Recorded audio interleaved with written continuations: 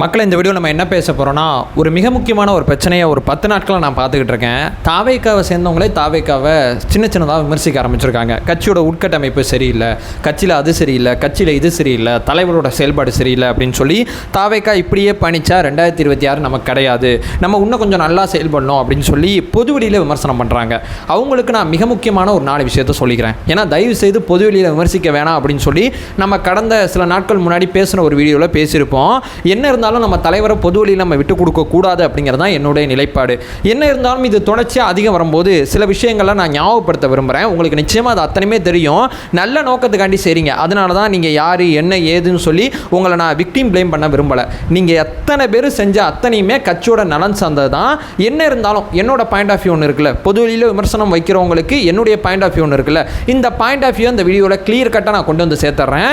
So maybe நீங்கள் பொது வழியில் இனிமேல் விமர்சனம் வைக்கிறத தவிர்த்துருவீங்க அப்படிங்கிறது என்னுடைய பெரிய நம்பிக்கையாக இருக்குது. இந்த வீடியோவில் தாவேக்காவை சேர்ந்தவங்க மறுபடியும் ரொம்ப தெளிவாக சொல்கிறேன், தாவேக்காக்குள்ளே பேசுகிறோம். வேறு யாராவது தினுசா பூசா வந்து இதுக்குள்ளே கமெண்ட் பண்ணிட்டு இருந்தீங்கன்னா ரிமூவ் பண்ணி விட்ருவேன். இது எங்களுக்குள்ளே நாங்கள் பேசுகிற உரையாடல். எங்களுக்குள்ளே 1000 இருக்கும். நல்லதுன்னா நாங்கள் பாராட்டுவோம், தப்புனா நாங்களே எங்களை கண்டிச்சுப்போம். நாங்கள் பெரிய லெவலில் ஒரு குடும்பமாக இருக்கோம். அந்த குடும்பத்துக்குள்ளே சில முரண்பாடுகள் சில பிரச்சனைகள் வர்றது சகஜம் தான். எங்களுக்குள்ளே நாங்கள் பேசி அதை சரி பண்ணிக்கிறோம். அதை சொல்லிட்டு இந்த பதிவை நான் ஆரம்பிக்கிறேன். ஒன்பே ஒன்றா தெளிவாக நம்ம பார்க்கலாம். உற்சாக வணக்கங்கள், வாங்க பதிவுக்குள்ளே போகலாம்.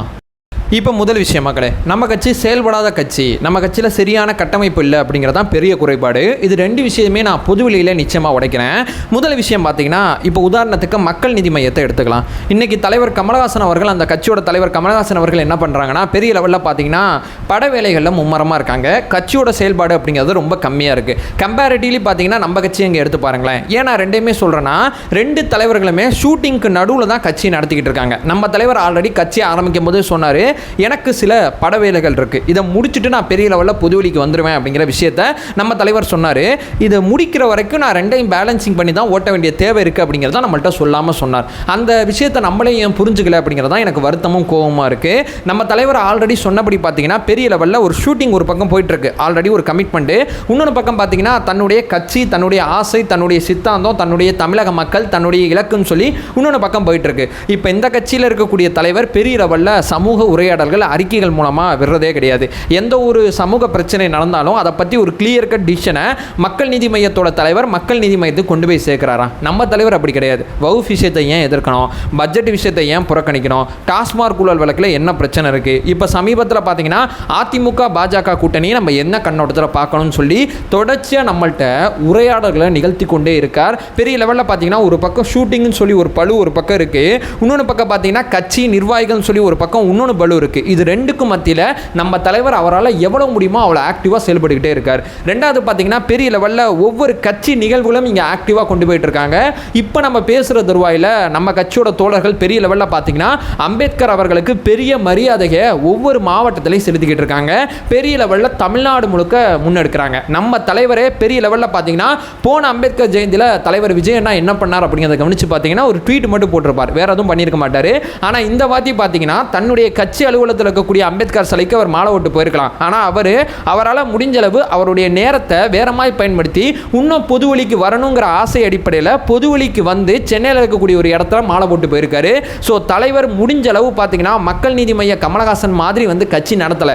அவரால் முடிந்த அளவு 2ஐயும் பேலன்சிங்காக எவ்வளவு முடியுமோ அவ்வளோ தூரம் உழைச்சிக்கிட்டு இருக்கார் அப்படிங்கிறது என்னுடைய முதல் பாயிண்ட் ஆஃப் வியூ.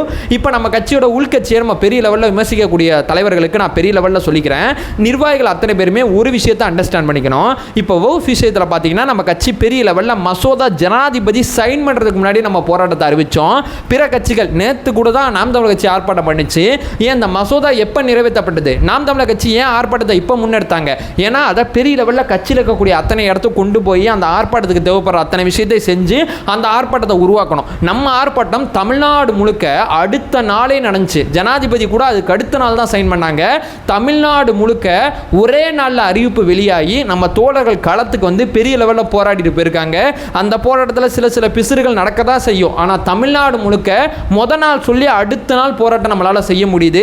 அவ்வளோ தூரம் அவரால் முடிந்த அளவு கட்சியை ஆக்டிவாக செயல்பட்டுக்கிட்டு இருக்காரு, கட்சியை ஆக்டிவாக கொண்டு போயிட்டு இருக்காரு. இங்கே நான் என்ன சொல்ல வரேன்னா, ஷூட்டிங் அப்படிங்கிற பழுக்கு நடுவில் ஒரு கட்சியை நடத்தும் போது அந்த கட்சியை சரியாக நடத்துகிறாரா தப்பாக நடத்துகிறாரா அப்படிங்கிற உங்களுக்கு ஒரு குழப்பம் இருந்துச்சுன்னா நீங்கள் மக்கள் நீதி மையத்தை பாருங்கள். கம்பேர் பண்ணி பார்க்கும்போது நம்ம கட்சி எவ்வளோ தூரம் ஆக்டிவாக செயல்படுது அப்படிங்கிற ஒரு அடிப்படை புரிதல் வந்துடும். இது என்னுடைய முதல் பாயிண்ட் ஆஃப் வியூ. இப்போ ரெண்டாவது, நான் அடுத்த விஷயத்துக்கு போகிறேன். அதாவது பார்த்தீங்கன்னா, நம்ம தலைவருக்கு நிறையா பேர் ஆலோசனை சொல்லிக்கிட்டு இருக்காங்க. இப்படி போகணும், இதை செய்யணும், அதை செய்யணும், இதுக்கடுத்து அதை கொண்டு வரணும், அதுக்கடுத்து இதை கொண்டு வரணும்னு சொல்லி நிறைய ஆலோசனைகள் கொடுக்குறாங்க. அவங்களுக்கு நான் ஒரு விஷயத்தை நான் சொல்ல விரும்புகிறேன். அவங்களுக்கு நான் ஒரே ஒரு விஷயத்தை மட்டும் சொல்கிறேன். ஹீனோ தலைவருக்கு எல்லாமே தெரியும். அவர் பார்த்தீங்கன்னா கட்சியை எந்த தேதிக்கு ஆரம்பிக்கணுங்கிறது நம்ம யோசனைகள் அடிப்படையில் ஆரம்பிச்சாரான்னு சொல்லி கேட்டிங்கன்னா கிடையாது. அவருக்கு ஆல்ரெடி தெரிஞ்சு 2ஆம் தேதி கட்சியை ஆரம்பித்தார். அடுத்து பார்த்தீங்கன்னா கட்சி பெரிய லெவலில் பார்த்தீங்கன்னா ஒரு மாநாடு அப்படிங்கிறத நோக்கி பெரிய லெவலில் கொண்டு போனார். அந்த மாநாடு இவ்வளவு சிறப்பாக இவ்வளோ அழகாக ஒன்று நடத்தி கொண்டு வந்தார். அந்த மாநாடு இந்த தேதியில் நடக்கணும், இந்த மாதத்தில் நடக்கணும்னு சொல்லி நம்ம தோழர்கள் பெரிய லெவலில் ஐடியா கொடுக்கல. அதுக்கடுத்து பார்த்தீங்கன்னா பரந்தூருக்கு பார்த்தீங்கன்னா நீங்கள் வர வேணாங்க, நான் நேரடியாக வரேன் அப்படிங்கிற ஒரு போல்டான டிசிஷன் எடுத்து பரந்தூருக்கு போயிட்டு பெரிய லெவலில் இருக்கக்கூடிய அந்த போராட்டக்காரர்களை சந்திச்சுட்டு வந்தார். இது நம்ம கொடுத்த ஐடியா கிடையாது. அவர் பங்கேற்கிற நிகழ்ச்சியில் நம்ம தலைவர் அப்படி பண்ணுறாருன்னு சொல்லி நம்ம தொடர்ச்சியாக பங்கேற்கிறோம். இப்போ நோன்பு நிகழ்ச்சியாக இருக்கட்டும், அம்பேத்கர் புத்தக வெளியீட்டு விழா நிகழ்ச்சியாக இருக்கட்டும், இந்த மாதிரி அவர் தொடர்ச்சியாக அவரால் முடிந்த அளவு பெரிய லெவலில் பொது விஷயத்தில் அவரால் பங்கேற்றுக்கிட்டு இருக்காரு. அவர் பங்கேற்கிற நிகழ்ச்சியில் நம்ம தொடர்ச்சியாக பங்கேற்றுக்கிட்டு இருக்கோம். அடுத்து பூத் கமிட்டி மாநாடுங்கிறது நம்ம அத்தனை பேரும் சொல்லி தலைவர் நடத்த போகிறாரு. பூத் கமிட்டினா தலைவர் சொன்ன பிறகு தான் நம்ம தேடியே பார்க்குறோம். ஓஹோ, பூத் கமிட்டினா இப்படிலாம் இருக்கு போல, ஓ இதான் விஷயம் போல. பொதுக்குழு செயற்குழுங்கிறது நமக்கு தெரியவே தெரியாது. அவர் சொன்ன பிறகுதான் அந்த விஷயத்தை நம்ம தேடி பார்க்குறோம். அவருக்கு எல்லாமே தெரியுங்க. அவருடைய செயல்பாடுகள், அவருடைய தலைமையை நான் கேள்வியே கேட்க மாட்டேன். ஏன்னா அவருடைய தலைமையை நான் முழுமையாக நம்புகிறேன். அடுத்தடுத்து என்னென்ன விஷயங்கள் செய்யணும், இதுக்கடுத்து என்ன செய்யணும், அதுக்கடுத்து என்ன செய்யணும், எப்போ அதிமுக விமர்சிக்கணும், எப்போ பார்த்தீங்கன்னா பெரிய லெவலில் பாஜக திமுகவை குத்தணும், ஒவ்வொரு இடத்துலையும் திமுகவை எந்த மாதிரி குத்தணுங்கிறதுலாம் அவர் அதில் மாஸ்டருங்க.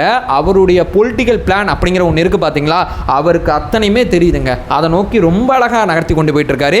எந்த நேரத்தில் நான் அறிக்கை வெளியிடணும், எந்த நேரத்தில் பொதுச் செயலாளர் அறிக்கை வெளியிடணும், எந்த நேரத்தில் கொள்கை பரப்பு செயலாளர்கள் பேசணும், எந்த டிபேட்டில் எந்தெந்த நம்ம கட்சியோட சேர்ந்த பிரமுகர்கள் பேசணும்னு சொல்லி எல்லாத்தையுமே ரொம்ப தெளிவாக பிளான் பண்ணி நடத்தி கொண்டு போயிட்டு இருக்காரு. அடுத்தடுத்து கட்சியில் என்னென்ன செயல்பாடுகள் இருக்குது அப்படிங்கிறத நீங்கள் பொறுத்திருந்து பாருங்கள். அவருக்கு நம்ம எந்த ஆலோசனை கொடுக்க வேணாம், அவர் ரொம்ப தெளிவாகவும் ரொம்ப கணக்கச்சிதமாகவும் அவருடைய பொலிட்டிக்கல் கேரியரை ரொம்ப அழகாக அமைச்சு கொண்டு போயிட்டு இருக்கார் அப்படிங்கிறது என்னுடைய 2வது பாயிண்ட் ஆஃப் வியூ. இங்கே நான் தலைவரை சந்தேகப்படவே மாட்டேன், அவரை முழுமையாக நம்புகிறேன். முழுமையாக நம்பி நான் பெரிய லெவலில் அவர் கூட சேர்ந்து பயணிக்கிறேன் அப்படிங்கிறதான் இங்கே நான் எடுத்த 2வது மிக முக்கியமான முடிவாக இருக்குது. இப்போ என்னுடைய 3வது பாயிண்ட் ஆஃப் வியூ, ஒரு கட்சி நல்லா இருக்குன்னு சொல்லி ஆலோசனையை கொடுக்கக்கூடாதா? அவர் என்ன பண்ணாலும் கை தட்டிட்டு தலைவரை நம்பிக்கிட்டு அப்படிலாம் எங்களால் உட்கார முடியாது. மேபி 2026 ஏதாவது ஃபால்ட் ஆயிடுச்சுன்னா யார் பொறுப்பேற்றுக்கிறது? மேபி அந்த 2026 தலைவரோட இலக்கு மிஸ் ஆகக்கூடாது தானே நான் தொடர்ச்சியாக பார்த்தீங்கன்னா விமர்சனம் வச்சுக்கிட்டு இருக்கோம். தாவேக்கால அது சரியில்லை இது சரியில்லைன்னு சொல்லி பொது வெளியில் பேசிக்கிட்டு இருக்கோம் அப்படின்னு சொல்லி என்னை நோக்கி கேட்டிங்கன்னா, நான் உங்களுடைய ஆலோசனைகள், உங்களுடைய குறைபாடுகள் அத்தனையுமே பொய்யில்லாம் நான் சொல்ல வரல.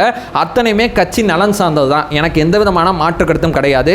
உங்களுடைய ஆலோசனைகள், உங்களுடைய குறை நிறைகள் அத்தனையுமே ஏன் பொது வழியில் இருக்குது அப்படிங்கிறது தான் என்னுடைய கேள்வி. நான் இங்கே எங்கே உங்களோட முரண்படுறேன்னா, பொது வழி வேணாம், தலைவரை அணுக முடியலனா மேல்மட்ட நிர்வாகிகள் யாராவது உங்களுக்கு தெரிஞ்சாங்கன்னா அவங்கள்ட்ட போய்ட்டு உங்கள் குறை நிறைகளை சொல்லுங்கள், அவங்கள்ட்ட போய்ட்டு உங்கள் ஆலோசனைகள் சொல்லுங்கள். நமக்கு தேவை, நமக்கு வர வேண்டிய கிரெடிட் அவசியம் கிடையாது. நான் தான் சொன்னேன் இந்த ஆலோசனைங்கிறது நமக்கு அவசியம் கிடையாது. அந்த ஆலோசனை வேலிடாக இருந்தால், அந்த ஆலோசனை செயல்படுத்தப்பட்டால் அதோட மகிழ்ச்சி நமக்கு வேறு எதுவும் கிடையாது. ஸோ அத்தனையும் தாண்டி கட்சி தான் நமக்கு பெரிது, தலைவர் தான் நமக்கு பெரிது. அந்த ஆலோசனை தலைவரை போய் சேர்ந்தால் போதும். ஸோ உங்கள் ஆலோசனைகள் பொது வெளியில் போய் எழுதும்போது அது தலைவர் பார்ப்பாரான்னு சொல்லி கேட்டிங்கன்னா நிச்சயமாக பார்க்கலாம், பார்க்காம இருக்கலாம். ஆனால் பொது வெளியில் மாற்று கட்சிக்காரர்கள் அந்த ஆலோசனையை பார்த்து நம்ம கட்சியோட உள் விவகாரங்களை பெரிய லெவலில் தெரிஞ்சுப்பாங்க. பெரிய லெவலில் நம்ம கட்சியை பெரிய லெவலில் அரசியல் ரீதியாக பயன்படுத்துகிறாங்க. அதனால தான் பொது வெளியில் உங்களுடைய குமுறல்களும் உங்களுடைய நோக்கங்களையும் பதிவு செய்ய வேணாம் அப்படிங்கிறத நான் இங்கே கேட்குறேன். என்ன இருந்தாலும் நம்ம தலைவர் ஆல்ரெடி ஒரு விஷயத்தை நமக்கு ஒரு வாய்ப்பு கொடுத்துருக்காரு. அந்த வாய்ப்பை நம்ம பயன்படுத்தி அதன் மூலயமா தலைவருக்கு ஆலோசனை பண்ணலாம். ஆனால் சில பிரமுகர் மூலமாக அணுக முடியுது நிச்சயமாக கஷ்டமாக தான் இருக்கும்.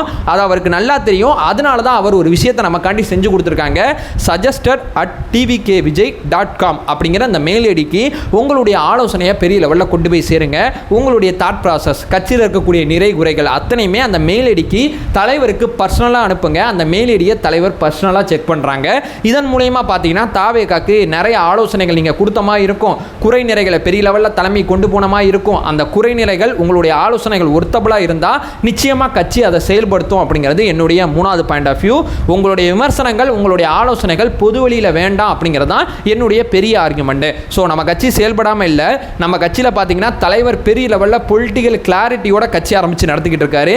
3வது, உங்களுடைய ஆலோசனைகள், உங்களுடைய யோசனைகளை நம்ம மறுக்க வேண்டிய அவசியம் கிடையாது, நிச்சயமாக செஞ்சிடலாம். இப்போ 4வது ஃபைனலாக ஒரு விஷயத்தை நான் சொல்லிட்டு இந்த வீடியோ எண்ட் பண்ணிக்கிறேன்.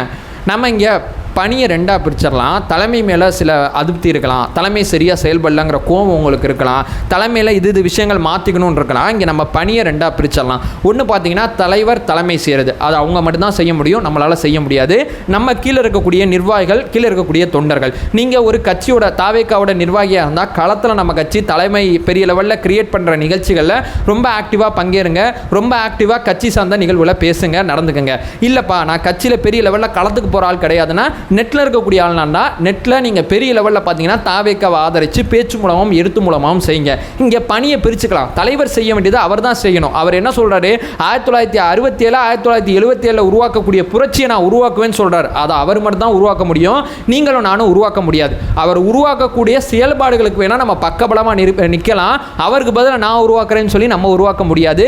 அவர் செய்ய வேண்டிய வேலையை அவர் செய்யட்டும், நம்ம செய்ய வேண்டிய வேலையை நம்ம 100% இங்கே உட்காந்து செய்வோம். ஒரு ட்வீட் போட வேண்டிய நீங்கள் 3 ட்வீட் போடுங்க, 2 வீடியோ பேச வேண்டிய நீங்கள் 3 வீடியோ பேசுங்க, 4 பேர்ட்ட இன்னைக்கு தாவேக்கா பற்றி பேசுனீங்கன்னா நாளைக்கு 8 பேர்ட்ட பேசுங்க. உங்களுடைய பணியை 2026 வரைக்கும் நீங்கள் 100% கொடுங்க. தலைமை சார்ந்து, கருத்துக்கள் சார்ந்து, தலைவர் சார்ந்து விமர்சனங்களை வைக்கிறத நீங்கள் பெரிய லெவலில் பொது வழியில் வைக்காமல், நான் முன்னாடி சொன்னபடி அந்த 2 வழியில் ஏதோ ஒரு வழியில் போயிட்டு நீங்களும் நானும் பெரிய லெவலில் செயல்படுதலை, நம்ம பெரிய லெவலில் தலைவர் நம்ம கட்சிக்காரங்க சரியாக செயல்பட மாட்டுறாங்க அப்படின்னு சொல்லி வருத்தத்துக்கு அவளை உருவாக்காமல் நம்ம பெரிய லெவலில் 100% நம்மளுடைய அவுட்புட்டை கொடுக்க ட்ரை பண்ணுவோம். இங்கே பணியை 2ஆக பிரிச்சுருவோம். கட்சி செயல்படலன்னா நம்மளும் செயல்படலங்கிற அவசியம் கிடையாது. கட்சி ஒரு பக்கம் அவங்களுடைய வேலையை பார்க்கட்டும், அவங்களுடைய பொலிட்டிக்கல் பிளான் ரொம்ப கிளியராக இருக்குது, அதில் எனக்கு மாற்றுக்கிறதே இல்லை. இருந்தாலும் நான் சொல்கிறேன், நம்ம 100% இங்கே செயல்படுறதுக்கான முயற்சி எடுப்போம் அப்படிங்கிறதான் இங்கே நான் சொல்ல வர்றது. ஸோ இதுதான் நான் இந்த வீடியோவில் உங்கள்கிட்ட ஷேர் பண்ண நினச்சேன், அதை நான் இங்கே ஷேர் பண்ணிட்டேன். நம்ம சேனலை ஃபர்தராக ஃபாலோ பண்ணிங்கன்னா பொலிட்டிக்கல் சார்ந்து, குறிப்பாக டிவிகே சார்ந்து மிக முக்கியமான பல பதிவுகளை நம்ம பார்த்துட்ருக்கோம்.